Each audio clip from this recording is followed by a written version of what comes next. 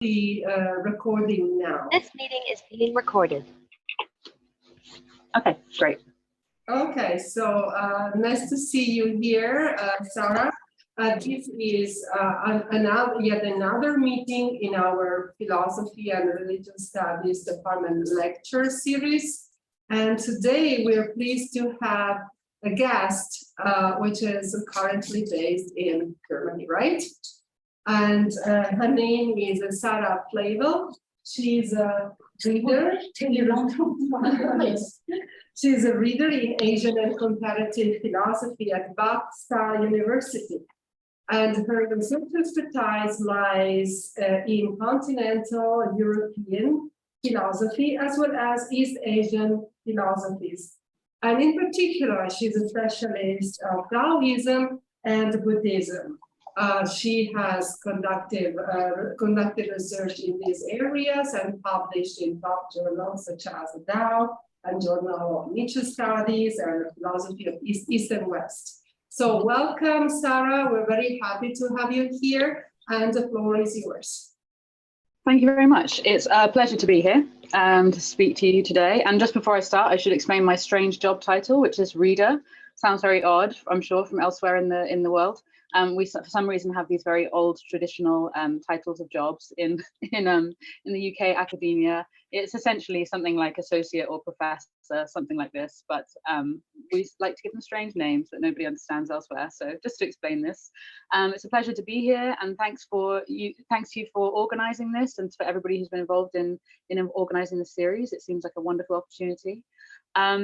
I come here today to talk about Daoism with a little bit of nervousness, because I realise that many of you have probably great expertise in this area yourselves. Is the sound okay? We're trying to just add some volume here on our side. Yeah, it's fine, it's fine. We can hear you all right. Great. If there's any problems, just interrupt me, because I'd rather you tell me that I'm speaking and no one can hear than just rant on. So yeah, my name's Sarah Flavel. I work in the UK and I teach primarily in East Asian philosophies with a special interest in Chinese philosophy. I actually studied at a university college Cork when Professor Muller was teaching there, and had the great opportunity to learn about Chinese philosophy under his supervision to some extent.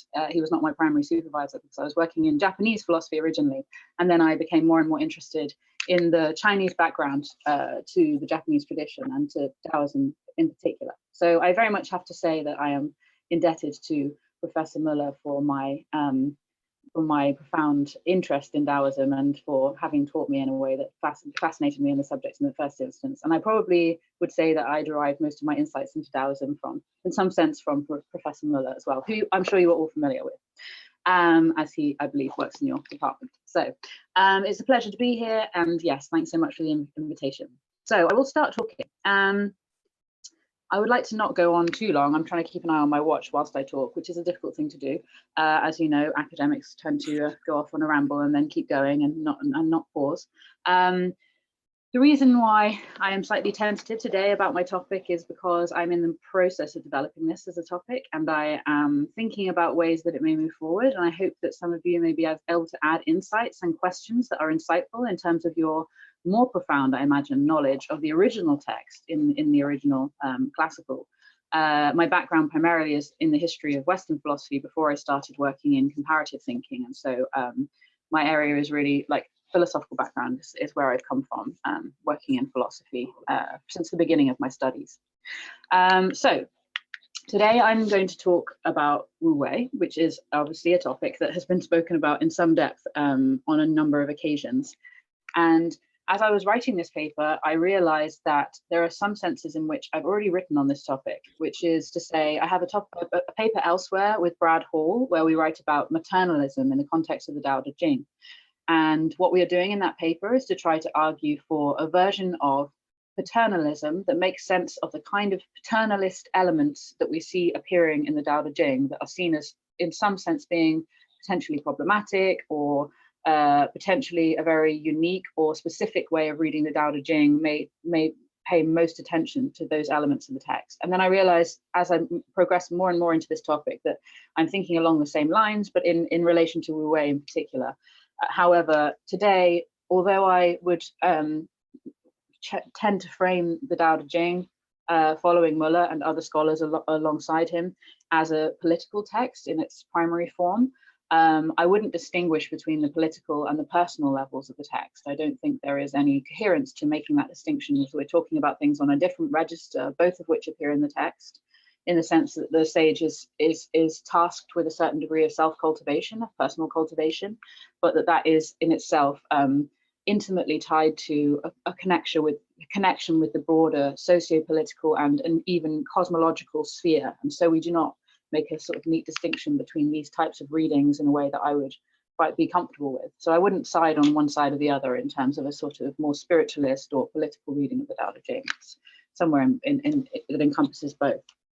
So, of course, those of you who know the text, which is probably most of you, Wu Wei, the first thing you ever read about or are taught about when you learn about the notion of Wu Wei in the Tao Te Ching and in other texts as well, is that it has a paradoxical meaning that is not the same as the literalist understanding of the term. So when we say non-action, as in not doing, we know that's an incorrect way of interpreting the notion, and that in fact it is laden with a paradoxical meaning that is deeper and more profound and needs to be investigated in more depth.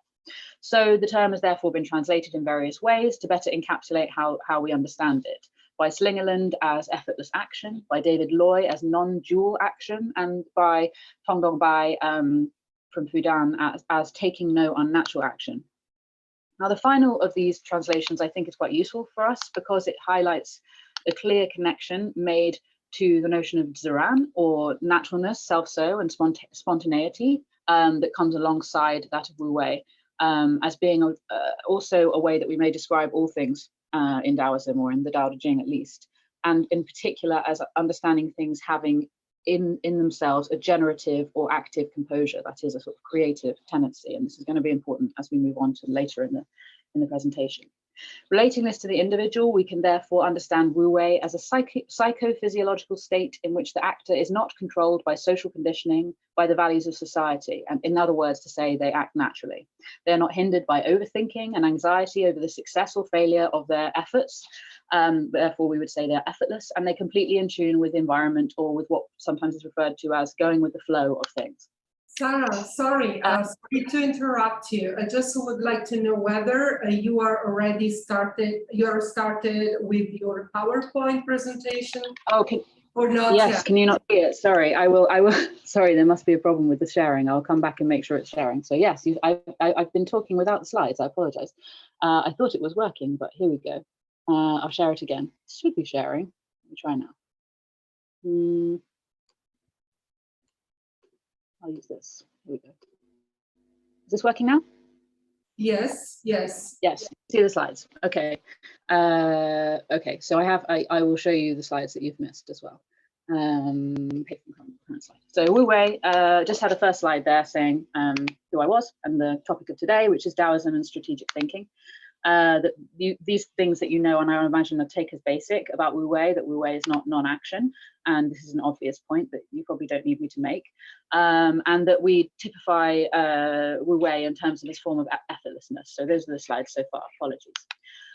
However, what I want to talk about today, and I think it's important for us to think not just about this text, but about the broader context in which the text emerges and the reception of the text, because obviously I understand that it would be a problem to treat the Lao Tzu, the Tao Te Ching, as though it were necessarily a coherent text in and of itself, but nonetheless it has been received as such in later areas of the tradition, and therefore I think it's valuable for us to think about it as a coherent whole.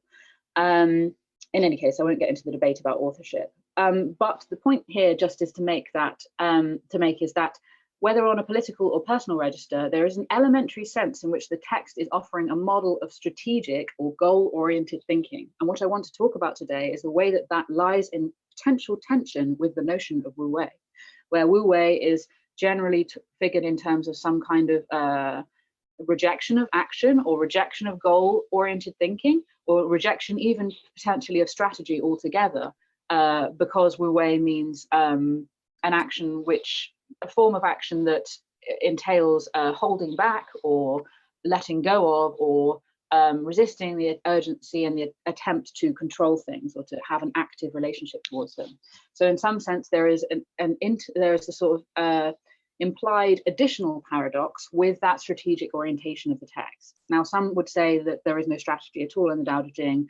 I would wonder if there was no strategy, why the Tao Te Ching was written, but also I would think that that maybe decontextualizes the Tao Te Ching in terms of the wider sphere of philosophy emerging in the 100 Schools period, and the extent to which that philosophy can be characterized in general as focused on very practical concerns about how to get things done and how to get things done, particularly in the political sphere. Now, I wouldn't like to reduce the entire tradition to that, but I would say that largely speaking, that is a central concern. And I think it's fair to say that it's a central concern.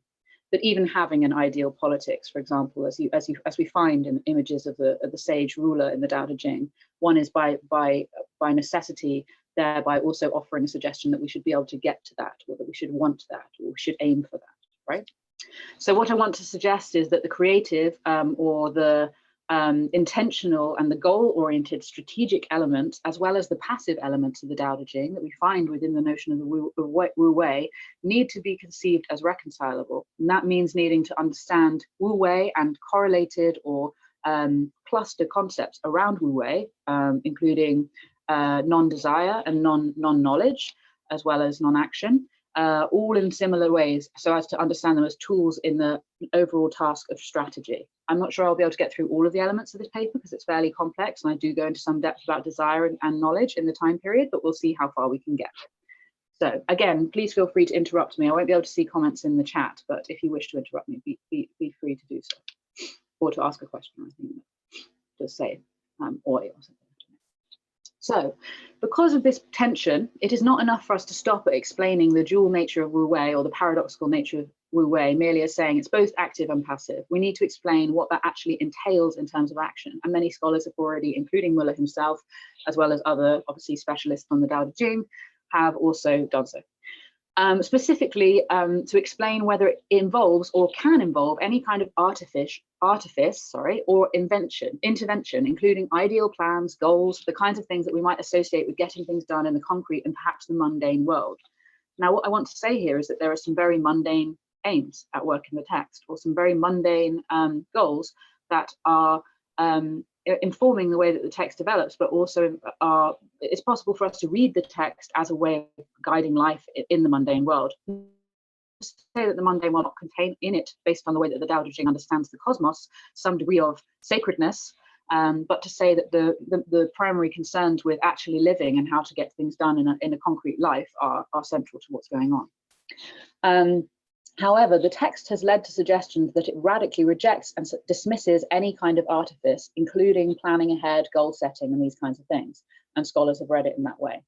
But things are not quite so simple. In the readings of the Tao Te Ching, and of Wu Wei in particular, we see a spectrum of different interpretations from, on the one hand, a completely hands-off approach, where Wu Wei means just leaving things as they are, letting them be, letting them develop on their own terms, doing nothing in a more literal sense, doing nothing, or lying still, so as to let things develop naturally. And on the other side, we see a much more coercive or fully interventionist approach, where people are stressing and highlighting those passages of the Tao Te Ching that suggest that by means of the tool of Wu Wei, one is able to intervene in and change the course of things. And those are kind of two extreme opposites. And what I'm looking for is something in the middle, in between those two extremes. So as I've noted before, key to understanding how we can interpret the notion of Wu Wei are understanding the related roles of Wu Yu, sorry for my awful destruction of the pronunciation here, and of Wu Zhi, non-desire and non-knowledge in the text, and particularly what both of those notions allow for in terms of us setting goals and strategies for achieving them, as well as the extent of our skills of prediction and of management towards a given goal. And in that context, I'll talk about the degree to which we're able to be focused on futurity. So the future prediction, looking ahead, is that something that the Taoist sage is allowed to do? So the core question that kind of gives rise to this whole discussion here is, how can or could indeed a Taoist sage, as elaborated in the Tao Te Ching, and I will stick to the Tao Te Ching here. I was tempted to go off into some Zhuangzi, but I think that would just confuse everything. Could they plan out and achieve a specific goal or configure the movement from a non-ideal to an ideal or more ideal scenario? How can a Laozian sage, in other words, get anything done? This might be a mundane question, but I believe based on these tensions that I've mentioned, deserves and requires a less than trivial answer that's quite complex indeed, and many scholars have actually contributed to this discussion already. So the formulations of inaction, of resisting desire, and of opposing knowledge are in the text that you will be familiar with if you have studied, I imagine, the Tao Te Ching. All of them are a basis in some senses for their inverse. That is, for achieving desired aims, for acquiring knowledge of the Tao, and as a basis for effective method, and in order to enact non-action effectively. So there's some sense in which each of these plays has a paradoxical role, and also as I'll speak about knowledge and desire later, so I won't talk about it too much now. It would be contextually problematic, I'm suggesting, to typify their position as rejecting action, desire, or knowledge altogether. That's a fairly straightforward point that's also been made. It should instead be understood as their transformation into more efficacious tools that are understood in a nuanced and subtle way. So in order to act in the right way, or I'm not calling it right action, but I don't mean that in a moral sense, I mean more in the sense of action at the right time, knowing when and how to do something in order to achieve things, and for knowing how to go about doing that, what exactly it is we need to do to get something done.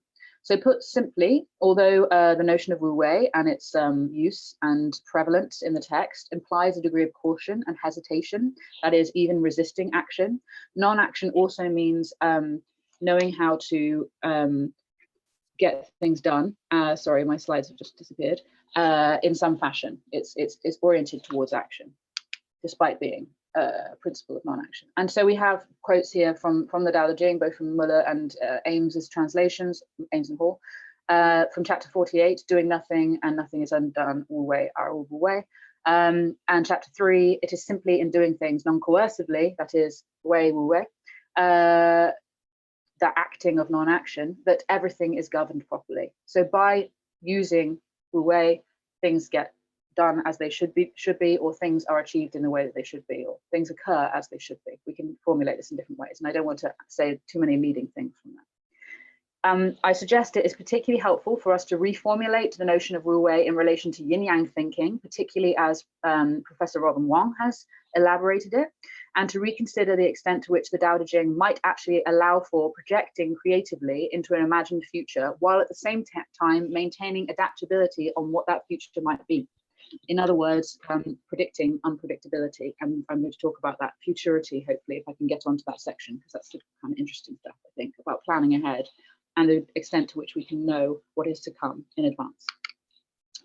So I argue essentially for an approach based largely on the Tao Te Ching that does encourage and support the natural propensities of things, of the people, so allowing for the Zuran, or the natural ways in which things are inclined to come out, that allows things to run their course and occupies a passive position in a strong sense. But at the same time, I want to point out that the standpoint itself is designed for the purpose of utilizing that position of power in order to further guide things along their trajectories, and towards certain specified goals or ideal scenarios. And what I'm going on to suggest at the end, which is even probably more controversial in some sense, is that it's actually more than simply guiding them along the trajectories they're already on, but in fact actually pushing them in a trajectory they might not otherwise go toward.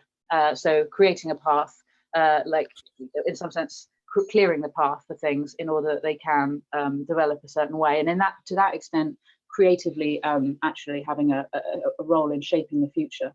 In other words, wu wei implies covert means of shaping by access to knowledge of the capacities or the tendencies in things, their shi, and knowledge of the Tao. This shaping or teasing out of the possibilities of things is the nature of the yang form within the duality of wu wei. So that's the nature of wu wei part, is what I'm saying. This way of shaping is the and sort of actively shaping is the way that the yang part comes in. So this means wu wei acts not only to maintain harmony or to allow it to produce itself from a pre-given natural harmony, and I would suggest some scholars, including Francois Julien would be one of the examples I'm using here, do tend towards reading that might suggest that. That there's a pre-given harmony, that we're really merely allowing that pre-given harmony to come about. And the reason I'm suggesting that is because such naturalness is not the general tendency in human life. Humans are, according to the Tao Te Ching, I would say, uniquely unnatural, and that's a really important point for us to focus on when thinking about what Wu Wei is meant to achieve and how it goes about achieving it. Is to suggest that it's not just naturing, it's us doing something to allow the human world in the political sense or in the individual sense to become natural in a way that it isn't already, because there are problematic tendencies that we have to behave that behave in an unnatural way. We are very much not Wu Wei, if that makes sense, and therefore need to learn how to be. But in a sense, it is actively unleashing the full creative potential of Dao and Zuran in contexts where it might not otherwise come to fruition, namely in the human realm. And this is not done for sinister, coercive, or like essentially this isn't done for reasons of political control or selfishness, but it could be said to still mean the exerting of a powerful level of control over how things are. So in some senses, I'm rejecting a kind of hand-faced reading of the Tao Te Ching, where one can use this merely as all of this merely as a tool in the control of the people for one's own sinister ends, or he wouldn't obviously say it was sinister himself, and that might be an unfair way of reading Han Fei, and I have respect for this point, but that there is still a sense in which the Tao Te Ching is exerting a form of control, but perhaps not in the same way or through the same means. And elsewhere, I have formulated, as I mentioned earlier, I thought to some extent I'm developing ideas already written in the paper I have on maternalism, where I've discussed paternalist or laissez-faire readings of the Tao Te Ching in contrast, and I can send you a copy of that paper afterwards. So Wu Wei is strategy and technique. This is not explicit, the discussion of Shu in the text, but implicit, I would say. And what is important here is suggesting that there is a fundamental concern in the text with the practical implementation of realizable aims. And in that sense, it is not, as I said earlier, distinct from the surrounding intellectual context of other schools in the period, where pre-Chin thinkers sought to bring harmony to a chaotic world and to create skills for navigating and succeeding in such a world. They propose many and various forms for doing things. So that's something that we see in the Zhuangzi, where it said, in the world there are many who apply themselves to some method or technique, and each believes that whichever one he has taken up as his own is the best possible one. But in the end, where among them is what the ancients call the art of the course? I say there is nowhere it is not. So it is appearing in all places, the art of the course. All forms of philosophy in that period are developing some form of position on what the art of the course may be.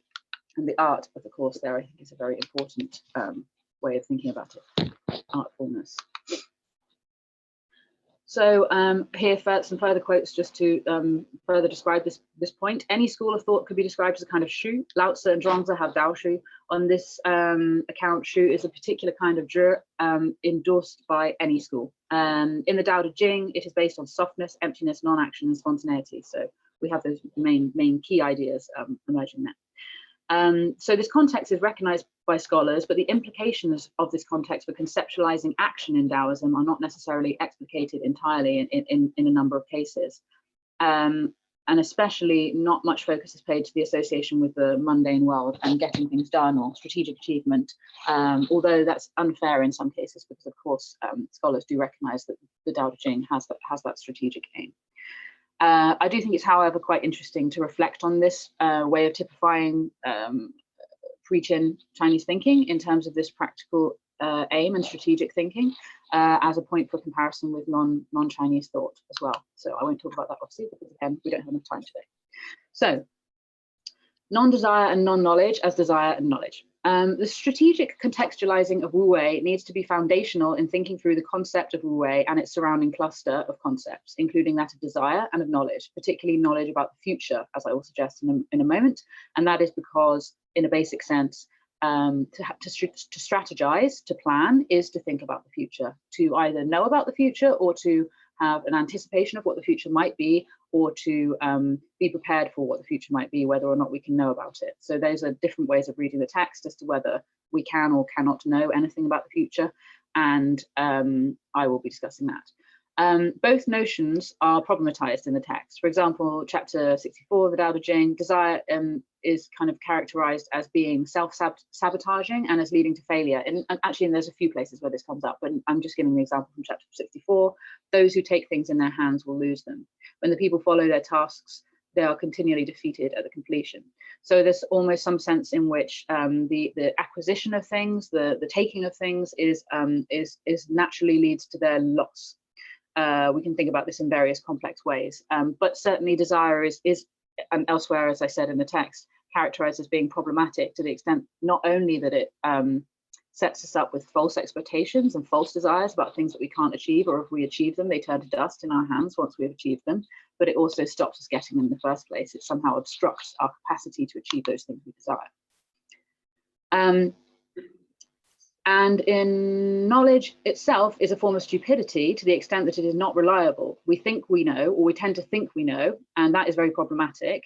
And this is actively dangerous for us in various forms, especially, I don't know what's happened to this, sorry, the formatting of the slide here, but especially in terms of the way that we think about longevity as a goal in the Tao Te Ching, maintaining life, if that's surviving problems, perhaps in a more basic sense. So in Tao Te Ching chapter 71, it reads, knowing that one does not know is knowing at its best, but not knowing that one knows is suffering from a disease. Now, the second line of that passage, I think, can be translated in many ways, but the first one is the one that we're really looking at here. Knowing that one does not know is knowing at its best. So there is some sense in which awareness of our lack of knowledge or our incapacity for knowledge or the limitations of our knowledge is crucial to understanding and to achieving what we want to achieve. For Slingerland, the sage can also have desires and goals. So some have suggested that they can have no desires and goals at all, and others have suggested that they can have desires and goals, but only of a certain form. In Slingerland's case, the desire is not to desire. So there's a sort of second order desire, the desire not to desire. And this is, in his formulation, a goal of a kind of universal salvation. So what we have to have is this ultimate desire not to desire that overrides all our other desires. I don't like this view at all. I don't think it makes any sense. But it is nonetheless obviously a very important reading of the text. Slingerland writes, free of desires, the Laotian sage participates in the realm of nothing and gazes upon the secret of the law of reversion. Possessed of desires, she applies this principle in the world, thereby both attaining her own ends and helping the myriad things to return to naturalness. So yeah, that's the formulation. But I would suggest that this interpretation attempts to move too far away from the instrumental interpretation. So there's a fear of any kind of instrumental or controlling view of the Tao Te Ching, because worries about it being, as Virag suggests in a reading, a related reading, sinister in some places, where we have this sinister idea that the Tao Te Ching or the sage of the Tao Te Ching is trying to control things without showing that they are controlling things. So hidden control, covert means of control. But it also does not properly allow for a sense of control and management that is actually there in the text. So in that sense, it's problematic. And problematic because of the stress on soteriology that also doesn't focus on more concrete contextual goals. I think that idea of it being all about universal salvation or ultimate salvation, shared salvation for all, is a slightly problematic reading of the text, to say the least. We might suggest that it underestimates the way that desire in the Tao Te Ching is formulated as a problem to the extent that it itself is self-defeating. And also in terms of this salvation view, what I'm calling a salvation view, that it introduces some kind of implied problematic notion of a final end or goal. So we can have goals without having final goals. We can have aims without having ultimate aims. And perhaps that's a problem for the text. Perhaps that in particular is a problem for the text. And that's what we need to identify as being a problem for the text, as opposed to goals in general. And we might want to suggest that this idea of having this final end of being able to achieve the entirely desire, to desire what not to desire, and therefore allow things their ability to return to naturalness. We reach some kind of a Christian, something like a Christianized reading of the Tao Te Ching, which seems very problematic. So in the Tao Te Ching, desire has a complex role and does not simply contain a command to rid oneself totally of desires. We see in chapter 1, quote, the nameless is the fetal beginnings of everything that is happening, while that which is named is their mother. Thus, to be really objectless in one's desires is how one observes the mysteries of all things, while really having desires is how one observes their boundaries. So we still have preservation that one needs desires in order to understand the boundaries of them. These two, the nameless and what is named, emerge from the same source and yet are referred to differently. So obviously this opens up a lot of questions. We could say whether this is a positive or a negative thing, but nonetheless it is acknowledged in the Tao Te Ching that it is both being objectless in one's desires while also having those desires in order to understand their boundaries. It is at least odd at first glance to be formulating the idea of completely getting rid of desire, even as a different order of desire in Slingerland, where he's suggesting getting rid of desire as a second order desire, in terms of goal setting and strategy. So when we go back to that thing I was saying earlier about how the book as a whole is strategic, why would we be having a strategy if we have no desires? Okay, or in a mundane sense, I'm asking that question. That's not to say that we don't have to give up our desires in order to attain our strategies. That might be a way of formulating it, but clearly not having any at all is a problem. If we have strategy, that means that we have something that we want to work towards, or we're being strategic for a reason. We have something to protect, we have something to achieve, we have something, however we formulate strategy. If we are thinking of the text as a strategic text, which I think is an important way of thinking about it, then certainly that does something to how we're going to read Wu Wei. It does something to how we're going to read desire and knowledge. So talking of desiring not to desire is somewhat too abstract to account for the practical or the strategic orientation of the text. It's unclear what exactly it would mean in terms of explaining how we get things done through Wu Wei in a more mundane sense. And I don't think that mundane is bad in that way. I think mundane is actually kind of interesting. Even if we disrupt the site or the agent of desire, even if we call into question the idea that there is the sage is such a thing as a person that has desires, because that might be a problematic way of thinking of the sage, the ideal image of operations and the attaining of various ends is evident in numerous places. And we might call this the expedient comportment of the text. There's clearly a sense of an ideal way of doing things and a non-ideal way of doing things and moving from one to the other. So non-knowledge. The same issue, moving on to knowledge, of a foundational tension can be said in the idea of acquiring knowledge, and especially of the kind of knowledge that the Tao Te Ching recommends us against in terms of presumed knowledge about the future, where such is characterized as being impossible and or dangerous. In chapter 38, we hear that foreknowledge is tinsel decorating the way, or it's been translated by Alan as an embellishment of the Tao. Meaning there's some kind of artifice involved in the thought of foreknowledge, and it's not necessarily characterized in positive terms, although interestingly Muller, and I would be inclined along this direction, reads that passage as being potentially more positive about foreknowledge than others. However, there are also other places where we see there's a clear sense that planning, I think more, is characterized as being part of what it is to be calm. The calm Taoist is able to plan. And I've got some quotations elsewhere that I can call on now, but I don't have them right in front of me. So.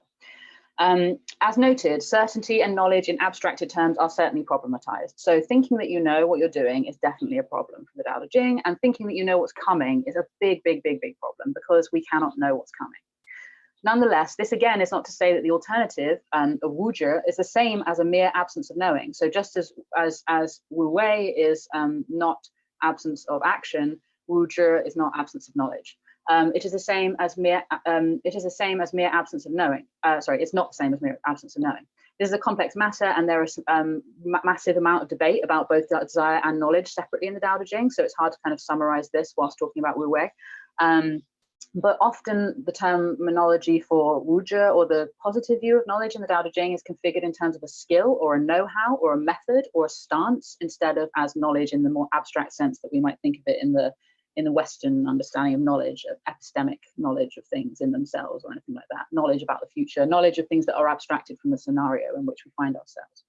So as with action in non-action, the issue is about reformulating a more appropriate perspective on the limitations of knowledge, and of cultivating a greater command over our epistemic instincts. Those are particularly those that are, particularly those that are at odds with the way of things. And in this sense, we have this suggestion that there are senses, there are ways in which we naturally tend towards thinking we know things that we can't possibly know, and that creates a problem, because the thing that underlies that situation, the reality of the situation, the Tao of whatever that situation is not, we're not in tune with it. We're not aware of it. We're not actually understanding the scenario. We're not really present in the scenario. We don't have situational awareness, as it's referred to in planning studies, I think.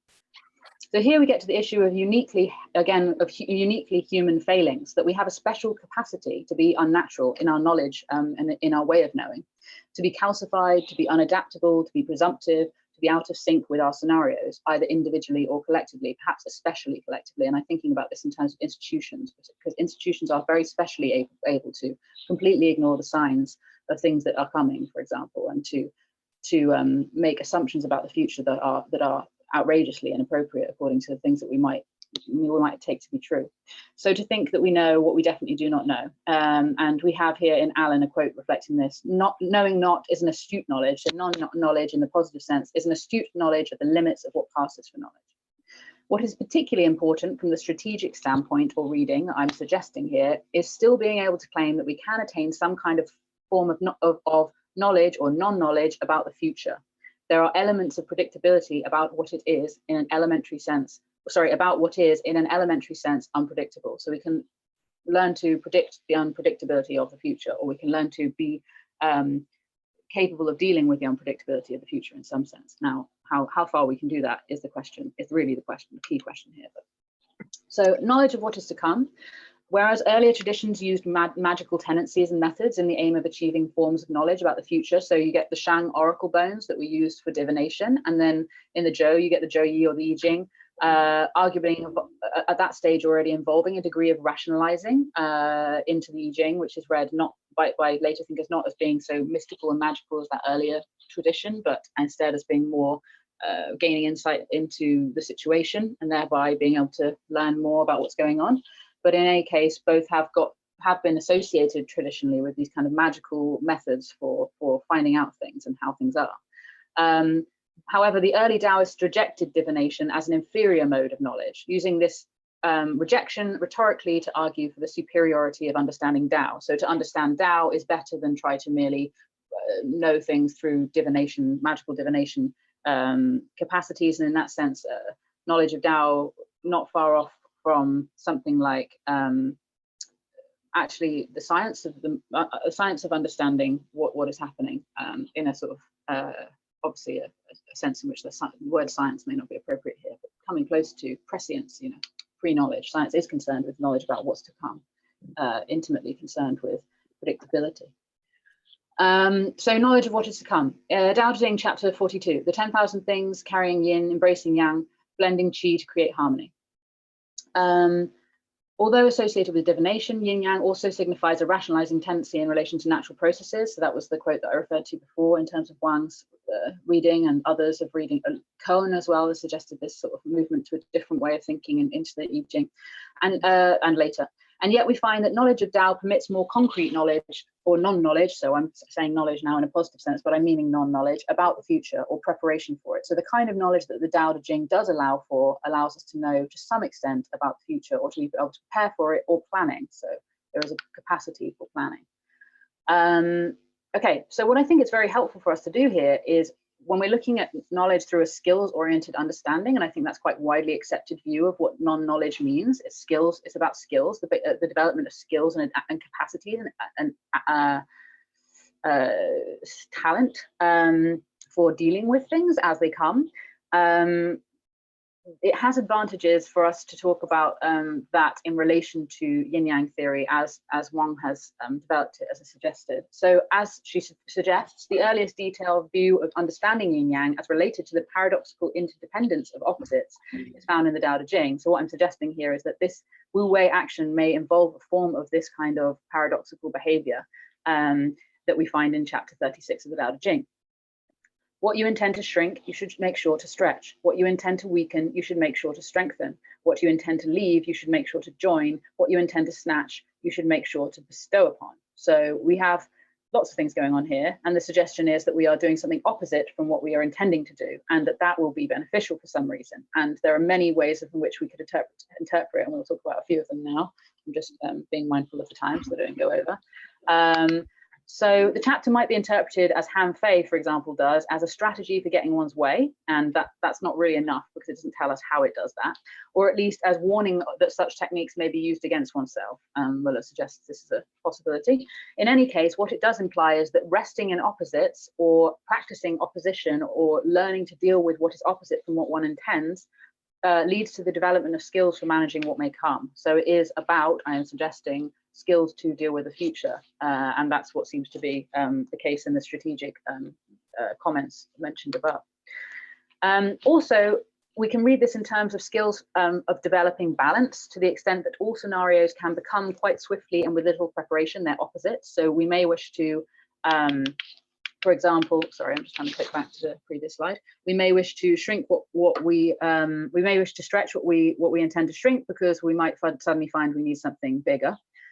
We may wish to weaken we may wish to strengthen what we intend to weaken, because we may find that we suddenly need something stronger, right? So we might find ourselves suddenly, that's something that we know from the Tao Te Ching about how things develop and about the transience of things and about the perpetual transformation of things into new things, and the fact that that's unpredictable itself in some senses. We may wish to prepare for the opposite of whatever it is that we're hoping for. So that's what I'm suggesting here.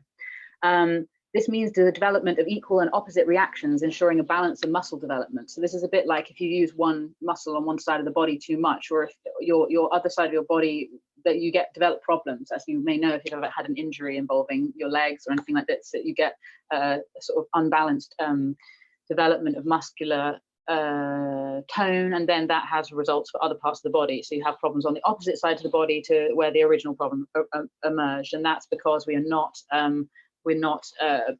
creating balance in the muscular structure, and I mean that both metaphorically and literally. So this indicates that merely sitting, but what's important here, right, is that this indicates that merely sitting with how things are and just waiting for them to come is not enough for the task of anticipating what's coming in the future. And this is because of the transformative basic reality that underlies the stillness of the sage. So although the sage may be typified or characterized as being still, in developing these capacities that involve suppleness and ability and agility to move within opposites or between opposites, they are clearly still not still in the sense of actually just sitting and waiting.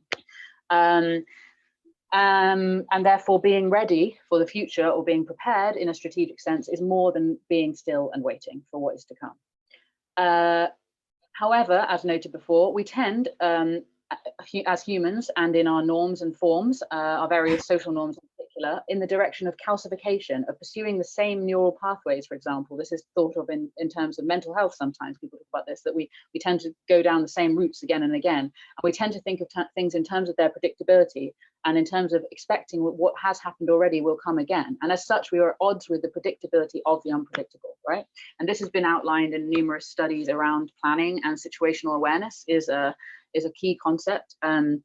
This strikes me as being relevant. I always think often of the COVID response in the UK when I'm thinking about this topic, which is to say that there was a kind of national blindness to the fact that it was happening at the time it happened, and people were sort of still denying that it was happening. A few weeks into the lockdowns, they were still thinking, oh, they'll be out next week. There was a kind of perpetual sense that everything was going to be fine very soon, which we call optimism bias. Apparently that's a terminology from psychology, which is to say that we think things will be a way that we expect them to be, or sometimes the way that we want them to be, which is even worse, because we're thinking things are going to be a certain way, and being skeptical may be less dangerous than being optimistic, because if you're optimistic and assume things are going to go your way, you're definitely lined up for some trouble. So I just think of that as a good example, because yes, we were very bad, nationally speaking, at having situation awareness in that context, and of being able to see what was very obviously coming down the road, and uniquely so in some senses. So this utilizing of yin yang and the gymnastics of opposites, so the exercising of opposites, further still, this may be recommending a comprehensive awareness of the mutual entailment of opposites that can serve, and this is the further point, as a general precept in anticipating the outcome and consequences of any particular situation. So the suggestion here is not just about preparing for what's to come, but actually being able to predict and anticipate outcomes prior to them occurring, right? Or prior to events occurring, being able to anticipate what may come of them. If A happens, then what will follow. Yeah, so various scholars debate regarding the extent to which the Tao Te Ching project of cultivation entails the ability to, one, merely be prepared for what is to come and to effectively react to it if necessary. Sometimes they'll say just don't be reactive at all, but most scholars will admit of at least some degree of need to react when what comes. Or two, being able to sense what is to come from its earliest sign. So there's some scholars figures like Alan and Julien, who are suggesting that we can start to think about things at the moment when they start to emerge, at the moment of their earliest sign, their incipient development. We then catch on to them and figure out what's going on, or even in the more extreme version, to be able to see what is to come based on the propensity of things, even before they are announced. That is, to read patterns from the general into the particular and thus attain a degree of foresight. This does not mean magical knowledge about what is coming in the future, but it can mean profound understanding of how things are, to the extent that you can understand what will occur if something else occurs. So you'll be able to see patterns, perhaps, especially in human behavior, I'd imagine. But this is very much, I think, hang on, I missed a slide here somehow.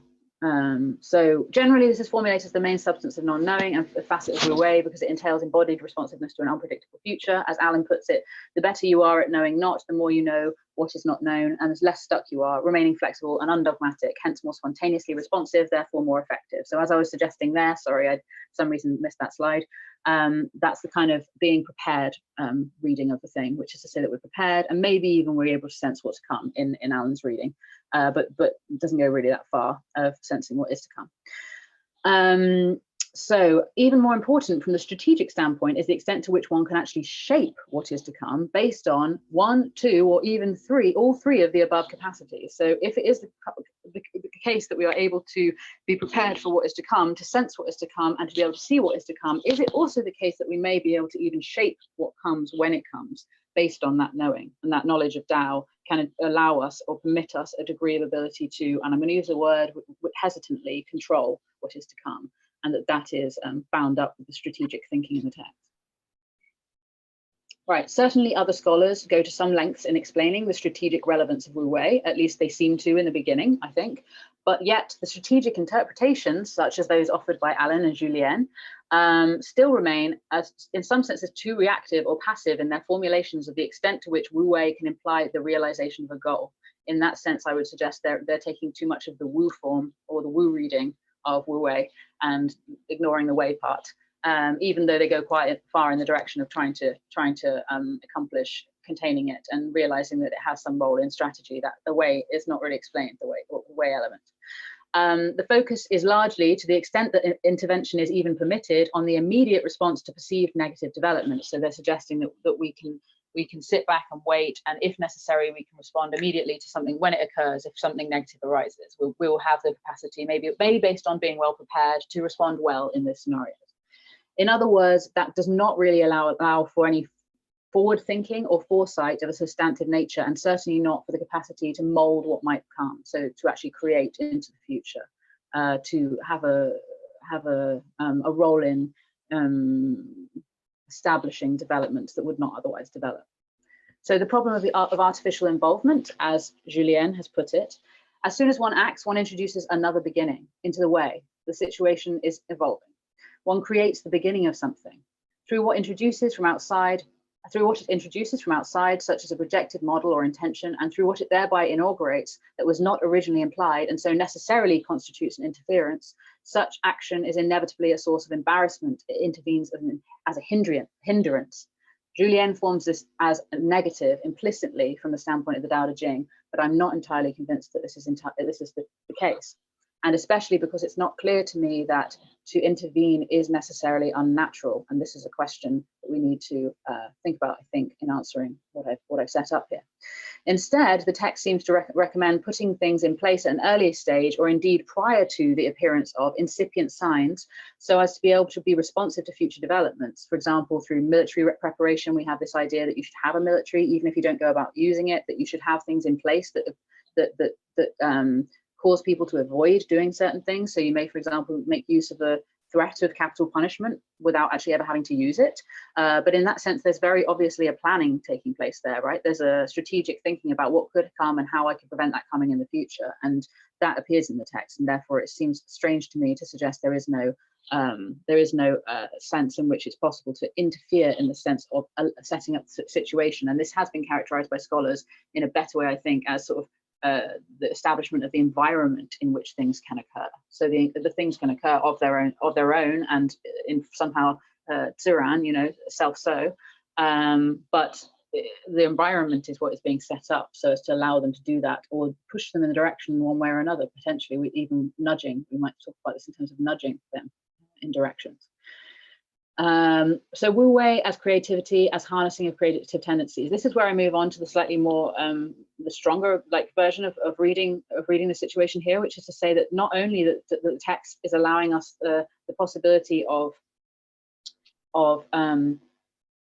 waiting and seeing how things are, and if in that waiting, learning about how things are and learning knowledge of the Tao, which allows us to potentially even prepare for things and practice certain kinds of strategic arts, or even, let's say, exercises in order to be able to be maximally ready for what is to come, but also even to be able to predict what is to come, which is the stronger, yet again, the strongest reading, and saying that the Tao Te Ching allows for in the full acquisition of sagely knowledge of the Tao, the sage may attain indeed some degree of knowledge about the future of what is to come. Now, that knowledge may not be straightforward, that knowledge may not be solid knowledge, it may not be knowledge that doesn't change according to changing conditions. Obviously, it would be a flexible form of knowledge, otherwise it would not be a form of knowledge that the Tao Te Ching could endorse, but nonetheless a knowledge of some form of what may come, or when things may come, how they may come. But further still, even into the suggestion that not only can the sage know what is to come, but can actually move so as to shape what is to come. And that's the point that I want to suggest, is that in implying a strategic comportment, the text is offering a suggestion that the sage can have a creative role of some sort, okay, including Wu Wei, in harnessing the creative tendencies in things and actively thereby shaping their trajectories. And this may be seen to be very anti-Taoist in some sense. It could be seen to be a very extreme reading of the text, or one that's completely at odds with some of the core things that we've said earlier that Tao Te Ching recommends against. In fact, we may tentatively be more appropriate to understand the engagement in an intervention with surrounding context as a form of naturalness, to the extent that one acts in Wu Wei fashion. So if one acts naturally, there is no reason that intervention would be an unnaturalness, right? Or that intervention as such, or that or that the sage's acting would always be unnatural, because clearly the sage is supposed to act Wu Wei, and Wu Wei is a form of natural action. Okay, so if it's natural, then it should not be conceived as an artifice, and is not of necessity artificial in all cases. Now, I'm not saying that's not to say that the sage couldn't get things wrong, or that anyone could not be a sage and not act in this way and there'd be a problem, but that is at least feasible. In doing so, there is not an imposition of an artificial externality onto the ongoings of things. So we're not talking about introducing something completely unnatural to the environment, more like a coaxing out of the natural tendencies of things, or as I suggested earlier, a nudging. In this sense, the image of the sage is formulated as involved in the creative imposition of alternative patterns onto the future, but not in a manner at odds with their natural generative and creative tendencies, with Tao or Zuran. And so I've used a kind of metaphorical structure here to try to outline the kind of reading I'm looking towards, as opposed to some of those others that I've encountered. The image of creative imposition here would be likened, therefore, perhaps to the image of motherhood in relation to things, being their carrier or empty vessel, right? The mother not as the creative creator in some kind of godlike, I think, and then things appear, but creator in the sense of being a vessel that carries possibility. In contrast to perceiving the sage either in the more extreme paternalistic views as an aggressive progenitor, somebody who goes in and gets involved and gets things done, a kind of hand-faced reading, or as that of a mere midwife to what is to come in any case. We have these very much more passive readings of Wu Wei as suggesting that the sage will withdraw to the extent that they are merely the midwife of what is going to be and have no role in its actual development. So this is a speculative conclusion as to where I'm going with this paper. And here we come to the conclusion that if it is indeed correct to formulate Wu Wei as strategy, as method, and in particular as a strategy or method in the realization of any potential form of ideal ends or goals. So if we're trying to get to a place where we want to be and we're not at that place yet, then it implies that Wu Wei, combined with its relationship to cluster of other capacities, including non-desire and non-knowledge and the yin-yang method, can indeed entail the active imposition of differing possibilities onto the environment and even the creation of a future scenario, potentially. Obviously, there's a lot to do here in terms of passing out what that means and of caveats, okay, because it's not about simply building whatever one wants to hope to build, but that one can still have an idea of what is to come and try to work towards. And I'm thinking using the terminology of trajectories as being very useful here in terms of trajectories that are flexible trajectories. This might be considered to imply some kind of agent-oriented reading. So I'm aware that it's slightly problematic because I am talking about the personal reading to some extent of the Tao Te Ching at this level, and what the sage is actually doing in terms of their personal cultivation. But where a discrete actor is acting on a scenario to change what is to come, but that's not necessarily an entailment of this way of reading the text. So I would suggest that's not actually the way that I'm thinking about it. This is because, properly construed, the empty vessel that the mother image represents is not actually a cause of what is created. Creation maintains its Suran, right? So the mother is an empty vessel, right? The mother is not the creator, in, as I said, in some sense of a sort of monotheist God that makes out of nothing, but rather is the carrier, is a ship, a vessel. Nonetheless, it can be said of the mother as an empty vessel that they are something without which what comes into being cannot become manifest. So we can still say of the mother image that the mother image is vital and does play a role, an active role, which we wouldn't want to call an interventionist role, and we wouldn't want to say it was like an aggressive interventionist or even necessarily strategic, perhaps even, role in creation of what is to be, but that they are playing a role in it nonetheless. The mother is still the source of the possibility of the child, even if it is not the source, so to speak, of the child itself. So the mother is not the creator of the child itself, rather the source of the possibility of the child coming into being. And the sage provides, in this sense, a site of realization for other things. So that's roughly the end of what I'm talking about today. And I hope you enjoyed listening and that the sound has been okay as I've been talking, and I'm happy to take any questions and hopefully can see you there when I do. Yes, thanks. Very much. Thank you. Thank you for this very rich talk on a topic that, although I'm not in the field, I find very fascinating. I would like to see if there are participants on Zoom that would like to ask a question. In this case, I would recommend those who may want to ask a question to either raise the virtual hand or, even better, to drop their names in the chat box. Yes, and also I think we can start by taking questions from participants. And feel free to ask anything. Yeah, it can be in relation to our own work as well. So, you know, anything goes. Hello, Sarah. I don't know if you will. Actually, I'm not sure. Are you at the end of the table? I'm from actually from Hong Kong Baptist University. All right, great. To Macau. Okay. Very nice to see you again after many years. Okay. Wonderful. Oh, nice to see you. It's Ellen. Sorry, I can just about see you now. Sorry. No, correct. My face. But anyway, thank you. Maybe stop the screen sharing. Oh yeah, sorry. I'm sharing my screen still. I don't need to do that. Thank you, Gil. You can hear me, right? Yeah. Yes, I can. Yes, I can't hear you very well, but I will try to. Yes. Thank you very much for the presentation. Basically, I agree actually with most things that you have said here. Let's talk about first notion of Dao you mentioned. Because personally, I'm very interested in my own writing on Dao De Jing, basically on political side, on the political implication of Dao De Jing, and you know that the way we interpret always like in a political sense, as you mentioned earlier, this notion of non-coercive action and no state intervention, stuff like that. And I don't know if you realize that some politicians actually interpret Wu as a kind of laissez-faire policy, kind of libertarian viewpoint of non-government intervention, stuff like that. It might be go a little bit too extreme, but you can see why. That part of the reason Dao De Jing was so popular and welcomed in many ways, because they love this idea of non-action. And this notion, as you said, is not just that they lay back, they still not doing anything. It's more than that. And it's kind of a technique. It's the art of governance, and that makes the other related tradition, which is Huanglao, which became very popular, in the early Han Dynasty, which really focuses the notion of Wu as a political means to serve a kind of end there. But I remember in very early you mentioned your own article on Confucianism, talking about the paternalism in the Confucian tradition. And I read that the fascinating article, and your argument is kind of solve the notion of paternalism.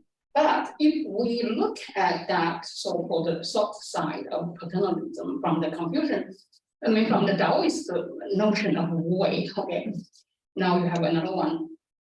I think even the non-action here, the Wei notion in Daoism will not actually endorse even the Confucian soft notion of so-called paternalistic governance. Particularly, you use the term exemplify, to guide through the examples. But that exactly, I think, what the Taoists try to avoid.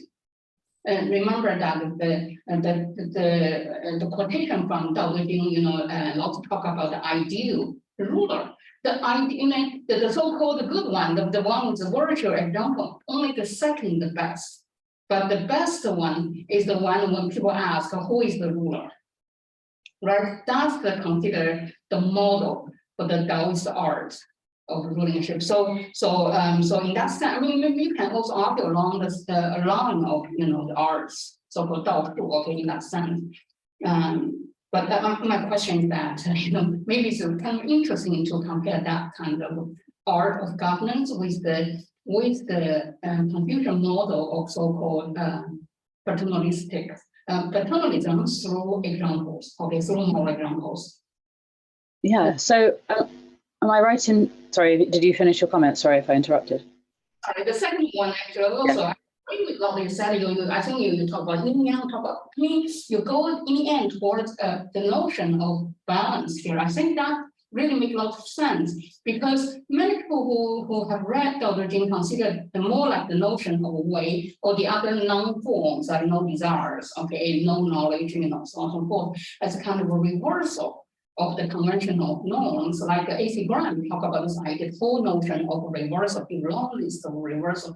But your argument is not simply reversal, it's more like looking for yin. It's the balance in you talk about notion of development is balance in the end. I totally agree with you on that side to read it as balance rather than just reversal of or an activity looking for something quite different. And that's just my comments. Then the last word you talk about maybe it's kind of creative power in this term. Usually we consider Daoism as a creative, in sense, kind of creative power, right?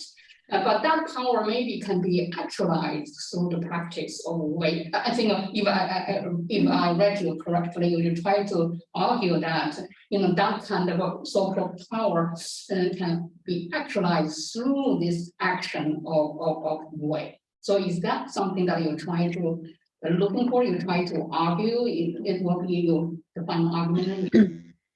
Yes. The poster, there's a word very interesting, but you didn't, I don't think you mentioned it, but in the poster that you try to argue there's kind of a proactive. Yes. Of ways, not just negative. It is proactive. I think that's very, very interesting. I think that's very important. A lot of people ignore that part of proactive part. But Daoism is very crucial. I'm so glad that you think of that out. You mentioned that in your arguments. I mean, more like than questions. Yeah. Thanks. That was really helpful, and thanks. It's lovely to see you. Sorry, I couldn't see you to start with, so I didn't know to see you. So because you're so far away, but I can see you now. So hello, nice to see you. And yeah, wonderful. That's really helpful. Yeah, actually, on the paternalism thing, I think you mentioned you'd come across the paternalism and Confucianism article. I do have an article about maternalism in the Tao Te Ching, so which is discussing specifically the differentiation from Confucianism. To some extent, it's really trying to develop what a paternalism in the Tao Te Ching is, as opposed to a paternalism in the Confucian or other traditions. So I am leaning towards thinking that, well, I have been starting working on the idea that paternalism and varieties of paternalism is a really useful conceptual framework for us thinking through different modes of political philosophy in pre-Qin China. Maybe in an introductory sense, but it gives us a lens into the different ways that people have, like the different ways that people have interpreted how things should be done politically. It's different degrees and ways and methods of paternalism.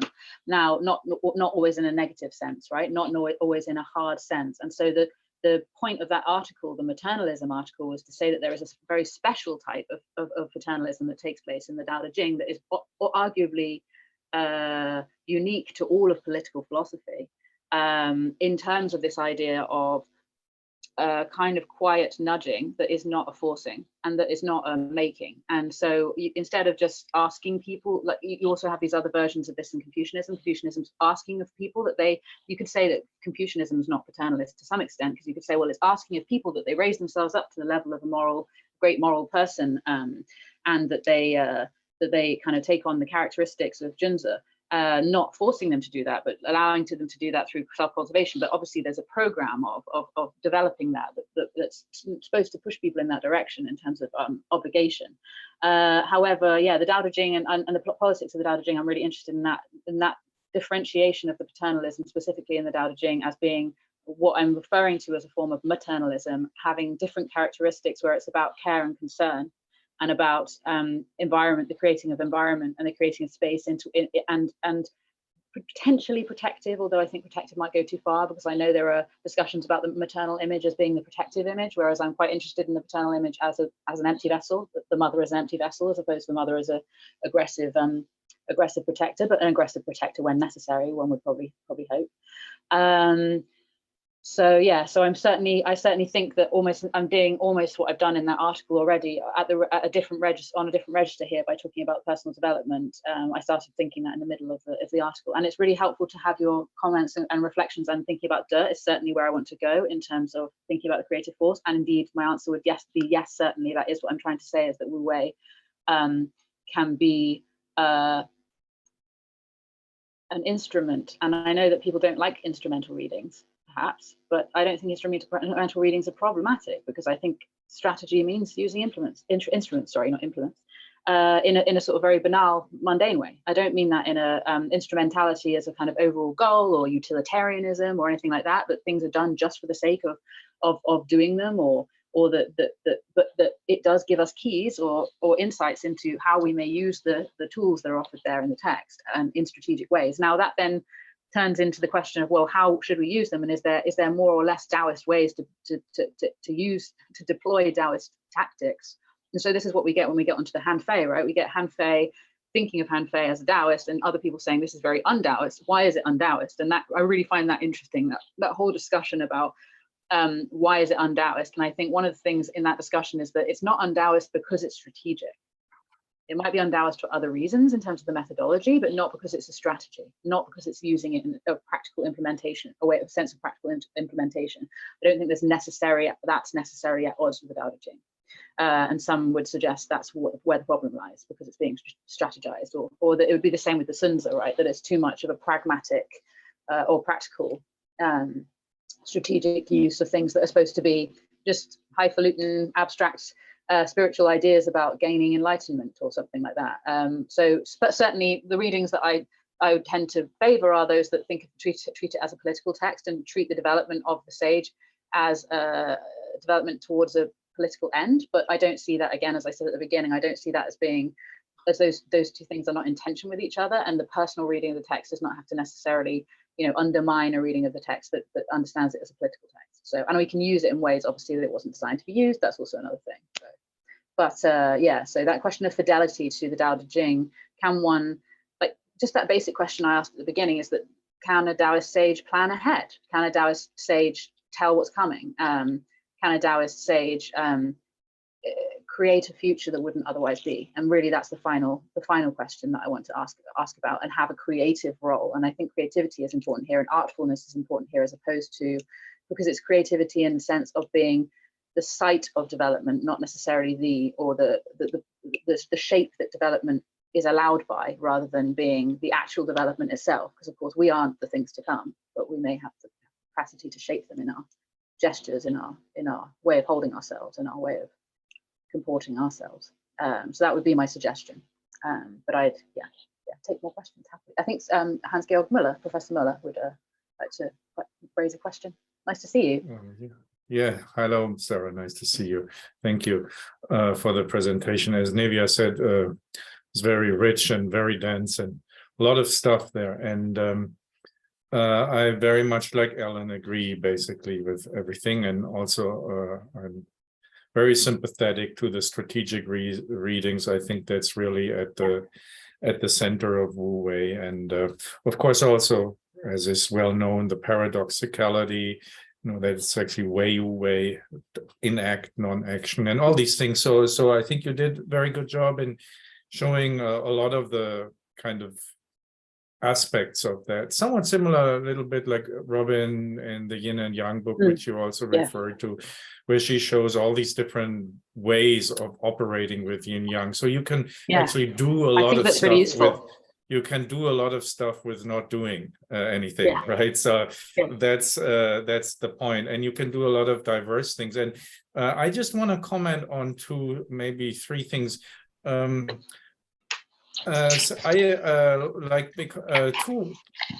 there are multiple contexts, multiple different ways of doing non-doing.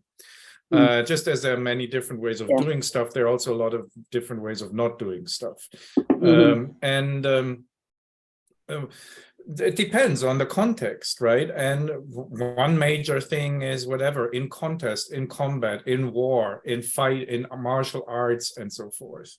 Where effective strategy is to win by letting the other, like your opponent, do too much, so that you somehow entice the opponent to overextend expend their energies, and you win basically by letting the other defeat themselves by overdoing it. That's a very effective strategy. That's a very concrete way of applying the strategy. Different way that Ellen alluded to is basically not approach in combat, but an approach in government, and government by increasing your literally invisibility, but the idea is of making yourself invulnerable. Do I pronounce this correct? You're making yourself not vulnerable, invulnerable. That's the point of being invisible, that you're not making yourself vulnerable. And you can bring this to an extreme. Then you have this in legalism, and maybe even today in politics. That's why I don't really like the term that is usually used for Chinese politics, autocracy, right? Because I think there's a strong element of the Daoist legalist Wu Wei in there, which is not really combinable with the notion of autocracy. Which is basically, everything is secret, everything is hidden, everything is, and that's because they're not actually doing much, right? And they just letting others do stuff. And then in the legalist way, if they do it right, you reward them. If they do it in the wrong way, you punish them, and you see how things go. And you can only do this on the basis on the basis of making yourself invisible. And also, very importantly, which is then of course also taken up by the legalists, and you spoke about this at the beginning with the desires, you're not even supposed to let your intentions being known, because that would enable people to flatter you, people to, try to win your favors. But if no one really knows what you're about, then that's impossible. So that's like a core idea, that you have to remain absolutely invisible, simply in order to make yourself completely invulnerable, including invulnerable to flattery. And so these are all different forms and very important forms of applying this strategy. The only thing that I have a little bit of problem with, and that's maybe less than you, than more with Ames, reading of Daoism, the creativity thing. That's so American. That's so age of authenticity. That's such a kind of it's not as bad as the individualist reading of Daoism, which we also have in modernity, but it's kind of related to it, and it brings in this American authenticity vocabulary of creativity, and Ames's translation highlights that a lot. And I mean, I'm exaggerating. It's fine. I also like Ames stuff and like him personally, and also find it's an interesting way of reading it. But I think, to be frank, it's anachronistic. So, but I understand what you're saying.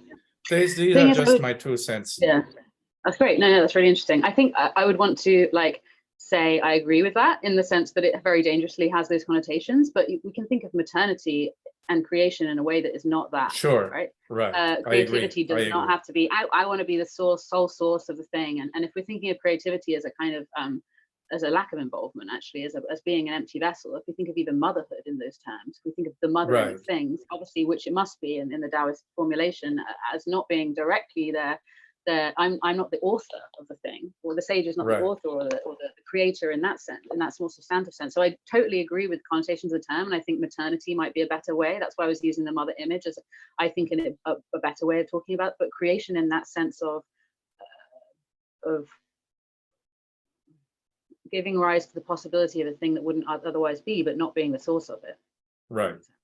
So Yes. restricting it in that sense. So that's a very useful way of me not writing it in a way that shall further irritate you in the future with these connotations of creativity and individualism, which I was trying to say as well, in that saying that I know this could sound like a very individualist reading, that the sage is going and creating and making things wonderful, which is obviously not what's happening in the text, and I would agree completely is an anachronism, but that the way that we think about what creation is very much like too contemporary, and it's also not embodied enough, is it? And it's not concrete enough. Make things occur to let things be born organically, and that has, I think, a useful value, that idea of creativity in that other sense. So I think you're looking for more helpful terminology as well, because I agree with you about that connotation, because we don't want it to sound like it's an artist or this is generating worlds, I suppose, is how it's been spoken about it as well. But yeah, so that's very helpful. Thank you. Yeah, I hadn't thought of the connection there, but it's very interesting. I did think about the individualism, but not so much the connotations of the word creative, but I can see where they come from, and they are annoying. I agree. So thank you. We have James. question. Yes, James. Yes. Hi, Sarah. I guess we Hello. met Yes. Maybe many years ago. We did. I believe we did. Yes. We did. It's nice to see you again. Very nice to see you here, and thank you very much for this talk. It's very rich. My pleasure. And also talking about this very important thing in Taoist philosophy, and you just provide a very specific perspective. So usually, let me see, when we're talking about Wu Wei, we will say, I will see the main three main ideas we will involved in that. One is Wu Wei as the Wei and the Wu Wei, like action, non-action. Of course, you will say that it's not absolutely non-action, but then we have other two perspectives. It's action without mind, we call the Wu Xing, or without the desire, without purpose. Yeah, compare with the first one, we call the Wu Wei, that's 作为, the doing. The second perspective, we may say that is Wu Wei. It's a purpose, desire, or, And the third one is doing things with a very low attitude, like so rou, like you use the example like a mother, like water, or these kind of things. I think those are three basic approach when we're talking about the Wu Wei as one perspective. I call that the maybe negative or passive perspective of 自然. Okay, I think your talk focus on the last two. You're talking about no knowledge. You're talking about this the practical attitude. Call that as a strategy. But my question will be, I have actually the two questions. One question is about this 无知. You keep talking about 无知, no knowledge. We know that in the text of Lao Tzu, Lao Tzu do talk about 无知, but when he talked about 无知, looks like not talking very much about the agent himself, no matter ruler or whatever, but talking about the people, the Ming. For example, in the chapter 3, we're talking about this, that the people without knowledge, and also keep talking about this 决胜气质, discard wisdom or knowledge. And looks like the knowledge does not apply very much to the Wu Wei. Yeah, we're talking about the Wu Shi, for example. We're talking about the Wu Xing. We talk about the Wu Yu. We talk about the Wu Wei. But the Wu Zhi, I don't know. Here, I have some question about it. First of all, Lao Tzu, this Wu Zhi is related very closely to the people. On the other hand, for example, in the chapter 71, we're talking about the zhi bu zhi, bu zhi zhi. Looks like we know something we don't know. That is the best. Looks like Lao Tzu still thinks that the zhi is something for a Taoist thinker or for a sage, but a different kind of zhi. So then when we see Wu Zhi, I don't know if you talking about the net people not knowing the things, or that myself keeping a state of no knowledge. So then I would like you to maybe clarify that more. And also related to that, what's the distinction in Lao Tzu or in your mind? Wu zhi, no knowledge, bu zhi, and the qi zhi, and the jue zhi. That's a different terms. Yeah, regarding to this knowledge. And the something behind this question is, I doubt that we could use this concept of knowledge in the Western sense, and for understanding Lao Tzu here, looks to me that in the different context of the reading, maybe sometimes the zhi refer to wisdom, sometimes to some special technique or some cunning even. Yeah, some place just related to some, let's say, the techniques or some special way of treating things, doing things, especially with something like, with a purpose or some tricky or some cunning or these kind of things. So it looks like not very much to our understanding of this no knowledge. Yeah, so that will be my question. And the second question will be, you looks like you're talking about Wu Wei basically as a strategy. But I will say there are other perspective, as the Georg just mentioned, that maybe it's any other perspective, for example, this Wu Wei as a ontological terms in our understanding of Lao Tzu, rather than simply or just for some kind of term for strategy. Yeah, that's my second question. Great, thank you. That's really helpful. So the first part of your first question, I would say I completely agree. It can't be knowledge in the Western sense that we understand it, although I think there is a version of that abstracted knowledge and certain knowledge that is similar to what knowledge is called in the West, right? So when knowledge is discussed in the text in a negative way, as being a problem or as being a kind of disease, or as being problematic, then I think those criticisms are leveled at a form of knowledge that would be quite similar to the kind of knowledge or epistemic knowledge that we see in Western philosophy, let's say. I agree with you totally that when we talk about non-knowledge, it's a completely different form. It's not the inverse of knowledge. So it's exactly not the opposite of knowledge, because that knowledge of certainty and so on. And that's where I was I may not have made this explicit enough, but I do like readings that treat it as skill. Or as the development, not always, right? Because as you said, there's more than one level. So firstly, the question, so there was 3 questions there really. Firstly, the question about the people and as opposed to the sage. The stuff I've been focusing on is knowledge with regards to the sage.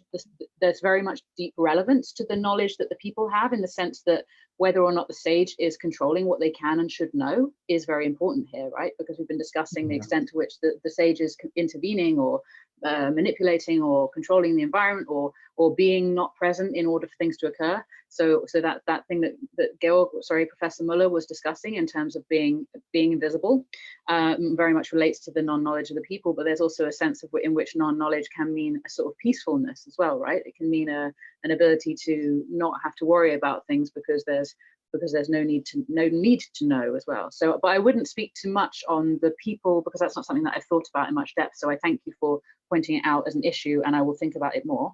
Regarding the sage, however, I do tend to prefer that sort of the utilizing of exactly how Professor Muller summarized it, the utilizing of what Robin Wong has done with Yin Yang to talk more about what Wu Wei is doing in terms of the acquisition of practical skills, and that's not just mere practical skills. I mean that in the highest possible sense, like having the ability to be able to respond to whatever is to come, and particularly with that view towards the future, which I suppose is something I'm trying to emphasize in saying that it's strategic.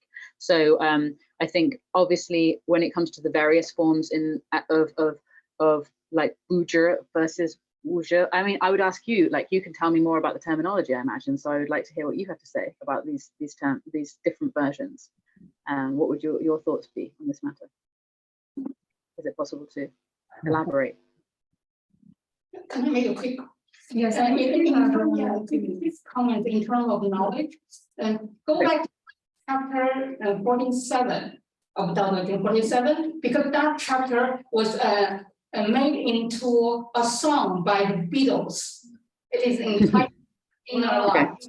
Listen to the Beatles, Inner Light. It's the both idea of knowledge. Very interesting part. That's very interesting. Thank you. So the second question, the strategy and the ontology, I would say you can't separate the two of those things from each other. So to the extent that it has ontological significance, it also has strategic significance. You can't understand how to behave and what to do and what to predict and how to respond to future threats or future possibilities without understanding how things are. And so I don't think that there's necessarily a distinction between the ontological and the strategic reading, other than to say that, of course, what I'm suggesting here may be that the Tao, as it can be harnessed and used by a sage, is in some sense a degree of artifice that the Tao itself does not have. So the Wu Wei of nature as such is not the same necessarily as the Wu Wei of a sage, because the Wu Wei of nature as such doesn't have to develop itself. It doesn't have to be developed, because things do as they do without anybody asking them to, or anybody having to train themselves, or anybody having to work out of a problem. Whereas I think this takes us back to the issue I mentioned, that in the Tao Te Ching, humans have they're uniquely bad at doing things. They're uniquely bad at knowing things and desiring things, and they're uniquely good at self-undermining their own aims, right? So they think they know things, and because of that, when they happen, they don't see what's unexpected and they get hit by a bus, or they want things that they can't have and they never get them, or they, so that the problematization of all of these things is because there is a uniquely stupid, and in the problematic sense, not necessarily in a positive sense, which are also there, obviously, of course, naivety being a useful thing, but we're uniquely bad at being Wu Wei, and therefore I would say they differentiate in that sense. Ontological Wu Wei is not something that has to be attained or worked towards, whereas Wu Wei of a sage is something that one is not necessarily born with, and we're not born into a world socialized into allowing Wu Wei or even thinking of Wu Wei, really. So I think that's how I differentiate them. Thank you.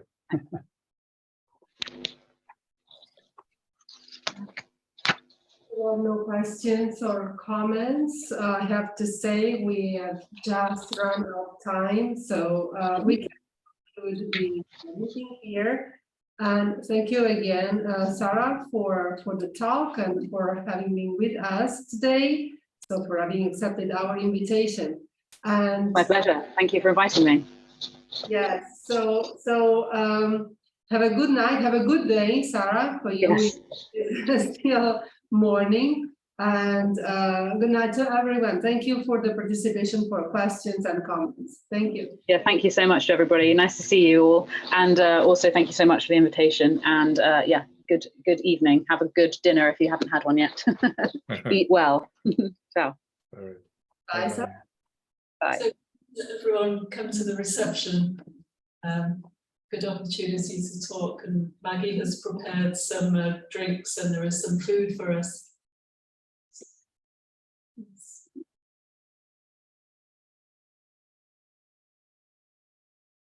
Yeah,